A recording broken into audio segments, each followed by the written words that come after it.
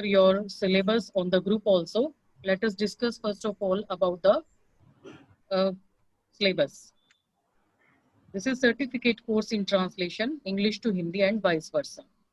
इसके course objectives हैं कि आज के दिन ट्रांसलेशन की बहुत ही ज़्यादा नीड बढ़ गई है। ग्लोबलाइजेशन के युग में हम जी रहे हैं।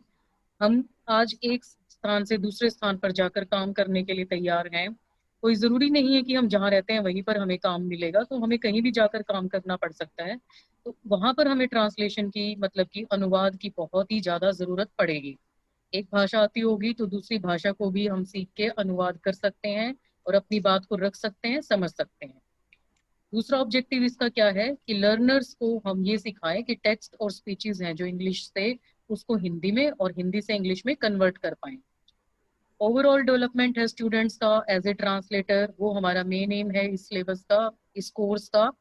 और बच्चों में डेवलप कर पाए कौशल को, स्किल को, खासकर की अनुवाद के कौशल को, ताकि लर्नर्स जो है वो एम्प्लॉयबल हो जाए, कल को उनको नौकरी मिलने में आसानी हो जाए। ये हमारे कोर्स ऑब्जेक्टिव्स हैं। लर्निंग आउटकम्स हमारे रहेंगे इस कोर्स के एंड में, जो बच्चे हैं, जो स्टूडेंट्स हैं, वो ऐसा कौशल प्राप्त कर लें कि वो प्रोफेशनल ट्रांसलेटर्स की तरह से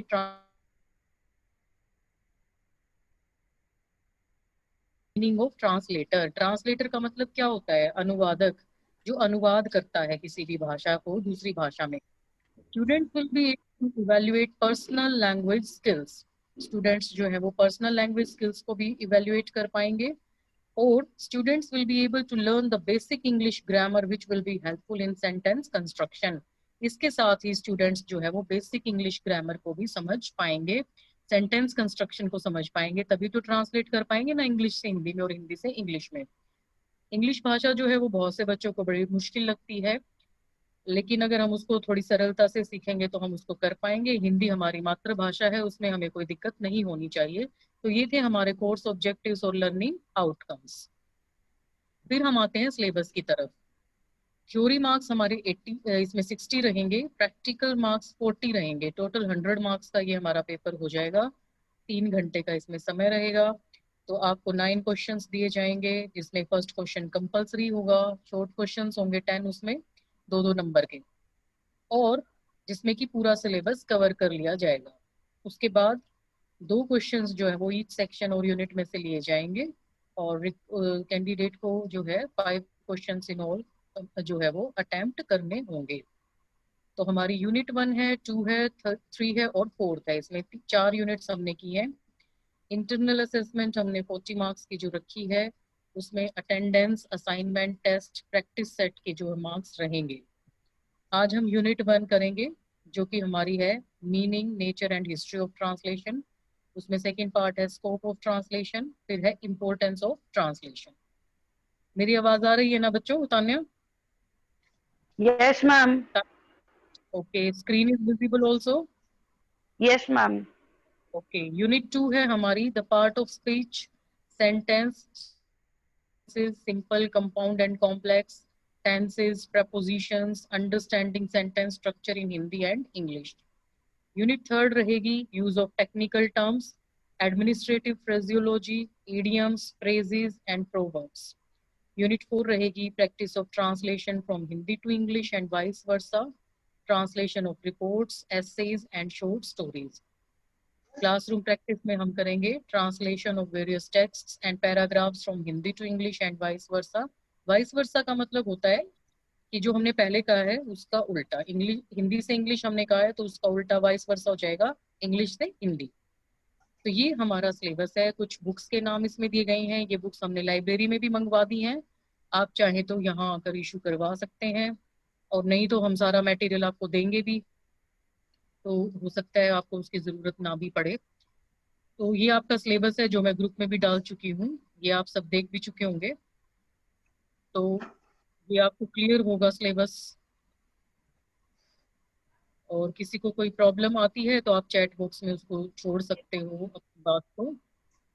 और अभी हम यूनिट 1 का जो है पार्ट शुरू करेंगे। सभी बच्चों को मेरी रिक्वेस्ट है कि आप अपने नाम से, क्लास और रोल नंबर से ही जो है एंटर करें, अदरवाइज मैं आपको रिमूव भी कर सकती हूँ क्लास में से, अगर आप अपने नाम, क्लास, रोल नंबर से एंटर नहीं है तो make it clear.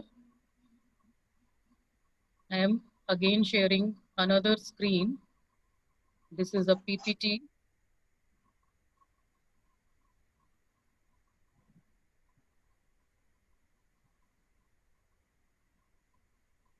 The first part of our unit, first unit is translation. Is screen visible, Priyanka? Yes, ma'am. Okay. And voice is audible also? Yes, ma'am. Okay. So what is translation? Translation को हिंदी में हम कहते हैं कि अनुवाद क्या है, अनुवाद हम किसे कहते हैं, तो हमें ये पता होना बहुत ही जरूरी है। This is a PowerPoint presentation made by Dr. Sumit Kumari Daya, that is me, Assistant Professor in English, Shri Alan Hindu College, Rohtak। तो इस स्लाइड से, इस प्रेजेंटेशन से हम समझेंगे कि ट्रांसलेशन क्या होती है। Introduction. We can say that translators are cultural ambassadors. It is one of the most important and activity. We know very well that everything has its own strength and limitations. Translation has also some limitations. But before that, let's we understand that what is translation.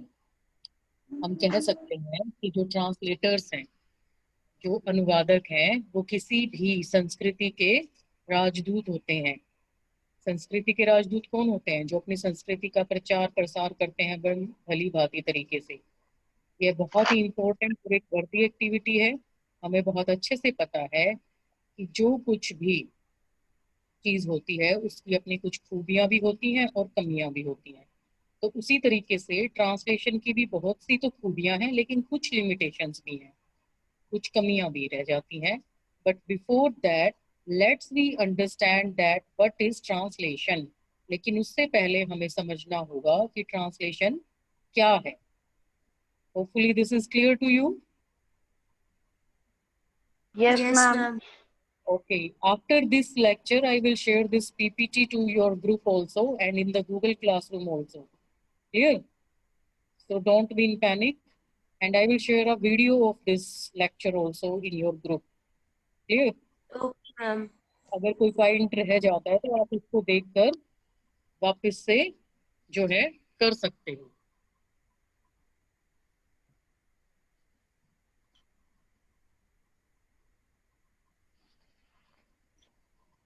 Next slide.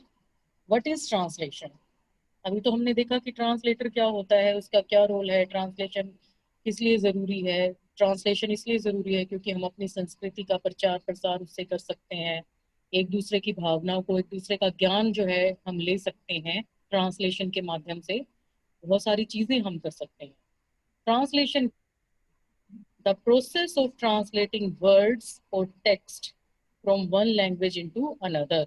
अनुवाद एक ऐसी प्रक्रिया है जिसमें कि शब्दों को और टेक्स्ट को एक लैंग्वेज से दूसरी लैंग्वेज में हम चेंज कर सकते हैं, अनुवाद कर सकते हैं, ताकि वो हमें पूरा का पूरा समझ में आ सके।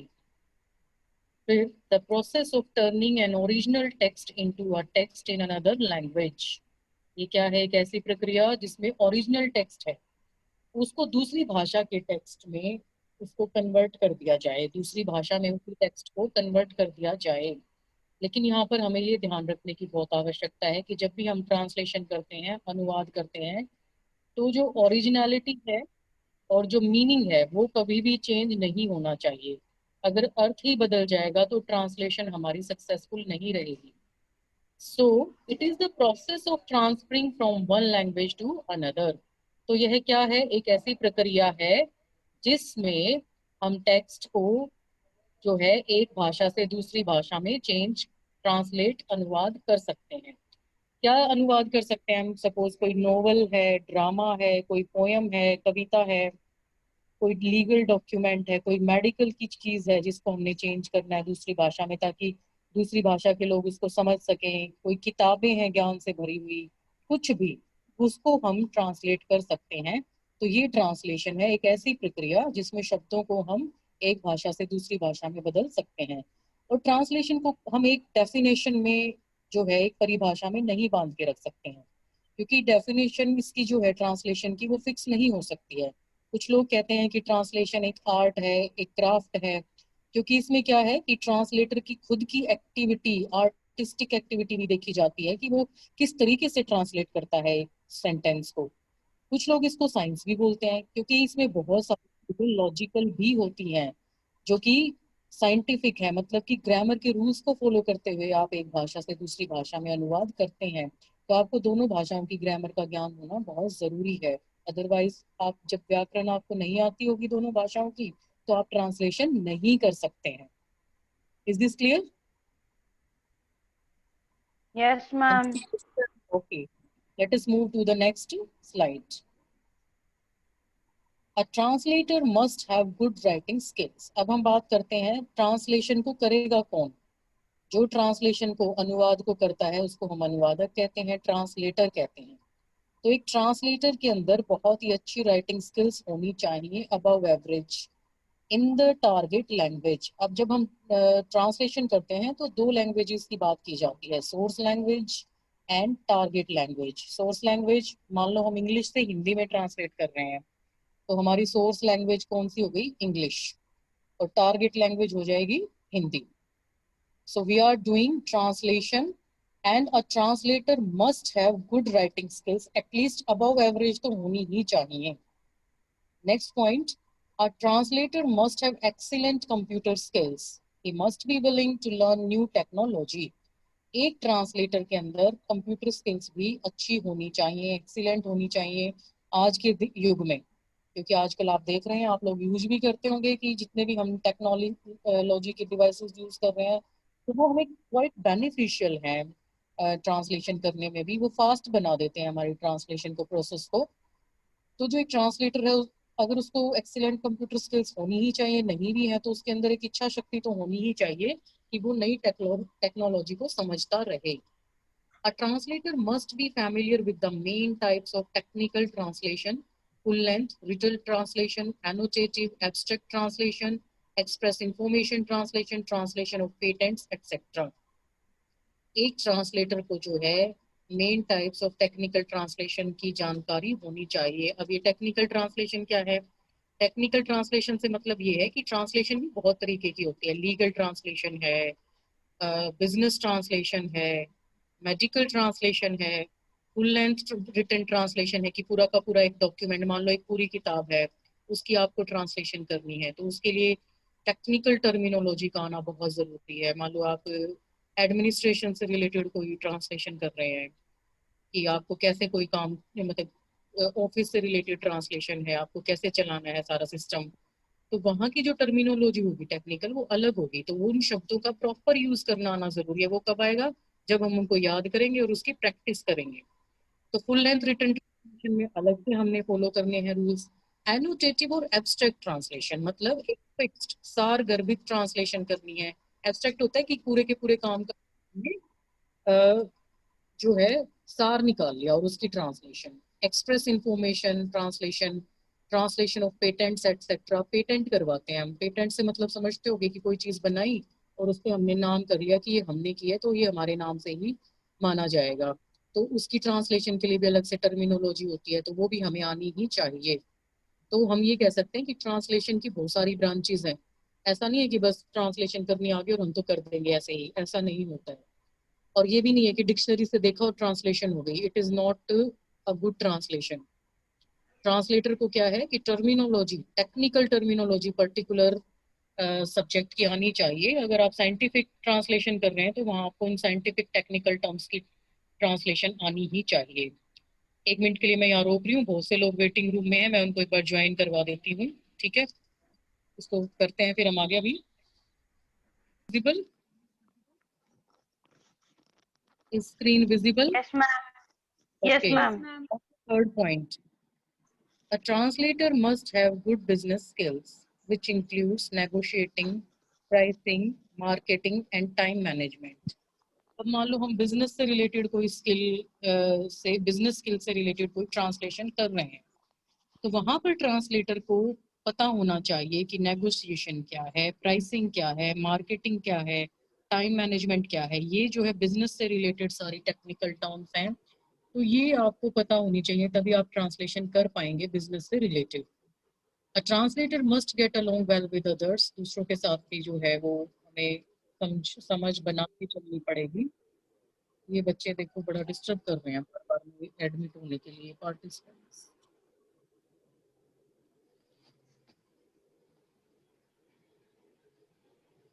Okay, Yes, ma'am.